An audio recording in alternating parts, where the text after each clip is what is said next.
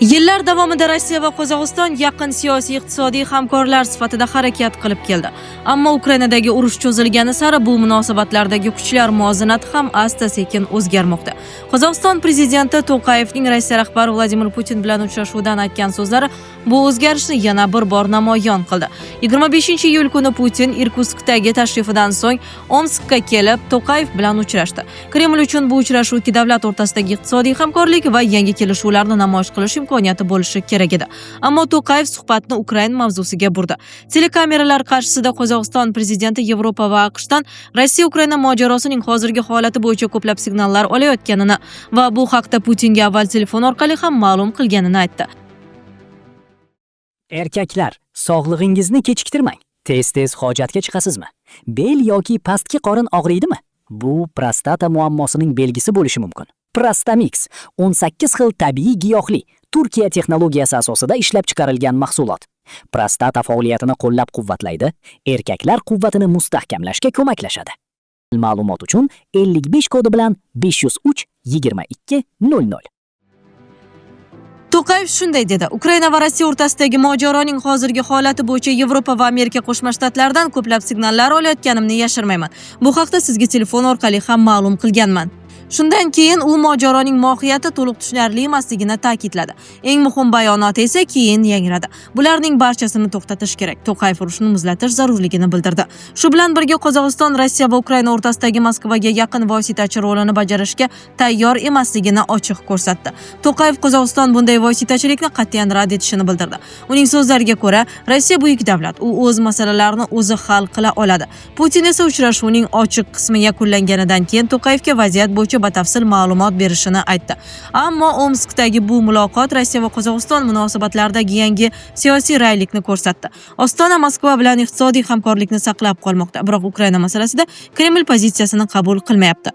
Bu Qozog'iston uchun yangi pozitsiya emas, urushning dastlabki bosqichlardanoq Ostona Ukrainadagi Rossiya tomonidan qo'llab-quvvatlangan separatist hududlarni mustaqil davlat sifatida tan olmasligini bildirgan. Qozog'iston Qrimni Rossiya hududi deb tan olmaydi. Shuningdek, 2022-yil fevraldan keyin Rossiya nazoratiga o'tgan Ukraina hududlarini ham Rossiyaniki deb hisoblamaydi.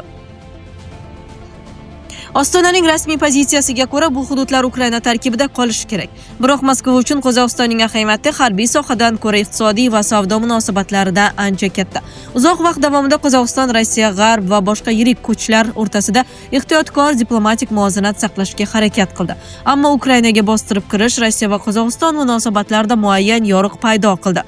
Bu hali to'liq siyosiy ajralish emas, biroq yillar o'tishi bilan ikki davlat o'rtasidagi munosabatlarning xarakteri o'zgardi. Ukraina urushigacha Rossiya bu munosabatlarda shubhasiz kuchli tomon edi. Hamkorlik mavjud bo'lsa-da, kuchlar muvozanati teng emasdi. Bu nafaqat Qozog'iston, balki Markaziy Osiyoning katta qismi uchun xos holat edi. Moskva yillar davomida mintaqada o'z iqtisodiy mexanizmlarini shakllantirib, Rossiyani Qozog'iston kabi davlatlar xavfsizligining asosiy kafolatchisi sifatida ko'rsatib keldi. Ukraina urushi bu tasavvurga jiddiy ta'sir qildi. Birinchidan, u Moskva o'z manfaatlari yo'lida qo'shni davlatga qarshi harbiy kuch ishlatish mumkinligini ko'rsatdi. Ikkinchidan, 4,5 yildan ortiq davom etgan urush Rossiyaning harbiy imkoniyatlari avval tasavvur qilgandek mutlaq emasligini namoyon qildi. Ukraina qarshilik ko'rsatishda davom etar ekan, Rossiya hududi va infratuzilmasiga ham jiddiy zarar yetkazmoqda. Bu jarayon Markaziy Osiyo rahbarlarining Moskvaga nisbatan siyosiy ehtiyotkorligi va qo'rquvini asta-sekin kamaytirishi mumkin. Omskdagi To'qayev bayonotlarini ham ana shu o'zgarayotgan kuchlar muvozanati doirasida ko'rish mumkin. Rossiya va Qozog'iston o'rtasidagi muvozanat to'liq o'zgarib ketgani yo'q. Rossiya hali ham iqtisodiy, harbiy va siyosiy jihatdan ancha katta kuch. Ammo Qozog'iston Moskva uchun avvalgidan ko'ra muhimroq hamkorga aylandi. Buning eng yaqqol misollaridan biri Rossiyada kuchayib borayotgan yoqilg'i muammosi. Ukraina Rossiya neftni qayta ishlash zavodlariga zarbalarni kuchaytirib, bosib olingan hududlarda yoqilg'i tashuvchi mashinalar va tankerlarni ham nishonga olayotgan bir paytda Rossiyada benzin ta'minoti bilan bog'liq muammolar paydo bo'ldi. Iyun oyi oxirida Moskva Qozog'istondan 50 ming tonna benzin yetkazib berishni so'radi. Maqsad Rossiyaning turli hududlarida yoqilg'i quyish shoxobchalari oldida paydo bo'lgan katta navbatlarni kamaytirish edi. Qozog'iston bu talabga darhol rozi bo'lmadi. Oradan taxminan bir hafta o'tgach, Ostona Rossiyaning so'rovini qabul qildi. Bu vaziyat ikki muhim holatni ko'rsatdi. Birinchidan, Moskva hali ham zarurat tug'ilganda Qozog'iston resurslaridan foydalanishga intiladi. Ikkinchidan, dunyodagi eng yirik neft ishlab chiqaruvchilardan biri bo'lgan Rossiyaning Qozog'istondan benzin so'rashi Moskvadagi yoqilg'i muammosi qanchalik jiddiyligini ko'rsatadi. Aynan shu holat To'qayevning Moskva bilan munosabatlardagi muzokara imkoniyatlarini kengaytiradi. Putinga Qozog'iston kerak, ammo Qozog'istonga ham Rossiya zarur. Qozog'iston eksport qiladigan neftning katta qismi hali ham Rossiya hududidan o'tuvchi quvurlar orqali tashqi bozorlarga chiqariladi. Shu sababli ikki davlat iqtisodiy jihatdan bir-biriga bog'liq. Biroq Rossiya uchun Qozog'istonning strategik ahamiyati oshgan ostonaga avvalgidan ko'ra ko'proq siyosiy manevr imkoniyatini bermoqda. To'qayevning Putin bilan yuzma-yuz o'tirib Ukrainadagi urushni to'xtatish zarurligini ochiq aytishi ham shu yangi vaziyatning belgilaridan biri. Bu bayonotlar yana bir muhim omilni ko'rsatadi. Ukraina urushi endi faqat Rossiya va Ukraina o'rtasidagi front bilan cheklanib qolmayapti. Uning oqibatlari Qozog'istonning neft va yoqilg'i eksportiga ham bevosita ta'sir ko'rsatmoqda. Ukraina Qozog'istonning o'ziga to'g'ridan-to'g'ri zarba berayotgani yo'q. Bu Ukraina suverenitetini qo'llab-quvvatlab kelayotgan davlat bilan munosabatlar uchun jiddiy diplomatik xato bo'lar edi. Ammo Ukraina Qozog'iston neft eksporti bilan bog'liq bo'lgan Rossiya infratuzilmasini nishonga olmoqda. The Moscow Times ma'lumotlariga ko'ra, Qora dengiz va Azov dengizi hududidagi so'nggi dron hujumlari, xususan Kaspiy quvur konsorsiumi terminalga berilgan zarbalar Qozog'iston neft kompaniyalarini kunlik qazib olish hajmini qisqartirishga majbur qildi. Rasman bu sof texnik qaror sifatida izohlangan bo'lsa-da, uning iqtisodiy oqibatlari Qozog'iston uchun sezilardi. Ukraina Novorossiyskka ham muntazam zarba bermoqda. Qrimdagi Sevastopol bazasidan siqib chiqarilgan Rossiya Qora dengiz flotining qolgan qismi hozir asosan Novorossiyskda joylashgan. Biroq Novorossiysk faqat harbiy baza emas, u muhim tijoriy port ham hisoblanadi. Bu port orqali katta hajmda neft, jumladan Qozog'iston nefti ham tashqi bozorlarga chiqariladi. Shu sababli Rossiya harbiy va energetik infratuzilmasiga berilgan zarbalar bilvosita Qozog'iston iqtisodiyotiga ham ta'sir qiladi. Qozog'iston iqtisodiyoti uchun neft va gaz Rossiyadagi kabi strategik ahamiyatga ega. Forbes ma'lumotlariga ko'ra, energetika savdosi Qozog'iston yalpi ichki mahsulotining 30% dan ortig'ini tashkil etadi va mamlakat eksportining 75% dan ziyodi shu soha hissasiga to'g'ri keladi. Agar Ukraina dronlari Qozog'iston o'z neftini sotish uchun foydalanadigan Rossiya portlari, terminallari va quvur infratuzilmasiga zarba berishda davom etsa, bu Qozog'iston iqtisodiyoti uchun to'g'ridan-to'g'ri moliyaviy yo'qotishlarga aylanadi. Shu nuqtada To'qayevning pozitsiyasi yanada tushunarli bo'ladi. Bu yerda Qozog'istonning Rossiya ustidan paydo bo'lgan yangi muzokara imkoniyatlaridan foydalanish omili ham bor. Ammo asosiy maqsad Qozog'istonning o'z milliy manfaatlarini himoya qilish. To'qayev Putinga urushni tugatish vaqti kelganini aytar ekan. Rossiya Kreml istagan shaklda g'alabaga erisha olmasligini hisobga olmoqda. Putin o'z strategik maqsadlaridan voz kechmas ekan, Qozog'iston uchun ham iqtisodiy munosabatlarni odatiy holatga qaytarish qiyinlashadi. Ammo Rossiya uchun bundan ham kattaroq muammo shakllanmoqda. Qozog'iston uzoq yillar davomida imkon qadar ko'proq davlatlar bilan yaxshi munosabatlarni saqlashga harakat qildi. Bu ostona tashqi siyosatining ko'p vektorli modeli edi. So'nggi yillarda esa bu siyosat bir necha bor jiddiy sinovdan o'tdi. Rossiyaning Ukrainadagi urushi, mintaqadagi boshqa harbiy inqirozlar va Xitoyning Markaziy Osiyoda tobora kuchayib borayotgan ta'siri ostona uchun muvozanat saqlashni qiyinlashtirmoqda. Ukraina urushi qanchalik uzoq davom etsa, Qozog'iston uchun barcha tomonlar bilan bir xil masofani saqlash shunchalik murakkablashadi.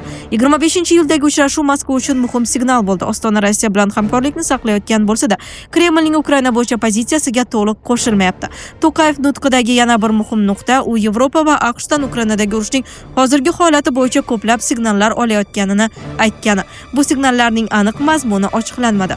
Qozog'iston Rossiyaga nisbatan muayyan iqtisodiy ta'sir vositalariga ega bo'lsa, G'arb ham Qozog'istonga ta'sir ko'rsatish imkoniyatlariga ega. Shu bilan birga, Yevropa Qozog'iston nefti uchun eng muhim bozorlardan biri.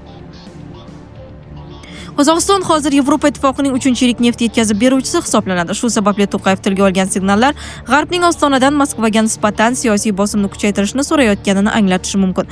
Biroq bu faqat ehtimol. To'qayev G'arb ta'sirini umumiy tarzda tilga oldi. Uning ortida tahdid yoki bosim borligini tasdiqlovchi aniq ma'lumot yo'q. Aksincha, bu jarayon iqtisodiy manfaatlar bilan bog'liq bo'lishi ham mumkin. Iyun oxirida Qozog'iston Yevropa ittifoqi bilan umumiy qiymati 12 milliard dollarlik kelishuvlarga erishdi. Ularning katta qismi Yevropa ittifoqidan 50 ta Airbus yo'lovchi samolyoti xarid qilish bilan bog'liq.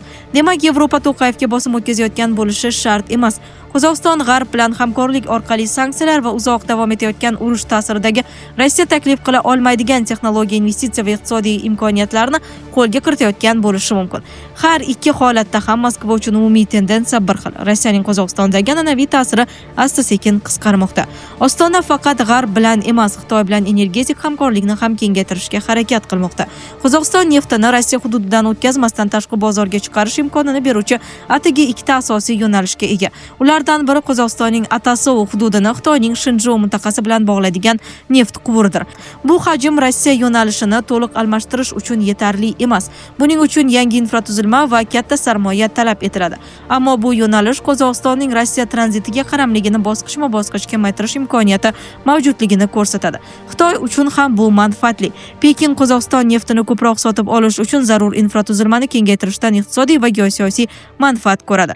Bu Xitoyga nafaqat yangi energetika manbalarini ta'minlash, balki Markaziy Osiyoda Rossiya hisobiga o'z ta'sirini kengaytirish imkoniyatini ham beradi. Natijada Qozog'iston atrofida yangi geosiyosiy manzara shakllanmoqda. Bir tomonda Rossiya, ikkinchi tomonda Yevropa va AQSh, yana bir tomonda esa Xitoy. Ukraina urushi uzaygani sari Ostona uchun ushbu kuchlar o'rtasidagi muvozanat ham o'zgarib bormoqda. Rossiya 2022-yilgidan zaifroq holatda. Urushning iqtisodiy va harbiy xarajatlari, sanksiyalar hamda Ukraina zarbalari Moskva resurslariga bosimni kuchaytirdi. Shu sharoitda Rossiyaga yaqin bo'lgan davlat rahbarining Putin bilan yuzma-yuz uchrashib, urushni to'xtatish zarurligini aytishi Kreml uchun muhim siyosiy signaldir. To'qayev o'z pozitsiyasini bildirdi, ammo asosiy savol: Putin bu signalni qabul qiladimi? Hozirgi sharoitda bu ehtimol past ko'rinadi. Putin uchun mavjud vaziyatni qabul qilish Ukraina suverenitetini va Moskva o'z oldiga qo'ygan dastlabki maqsadlarga erisha olmaganini tan olish bilan teng bo'lishi mumkin. Xorvatiyaning Virgin List nashri Kiev Post orqali keltirgan bahosida buni shunday ifodalaydi.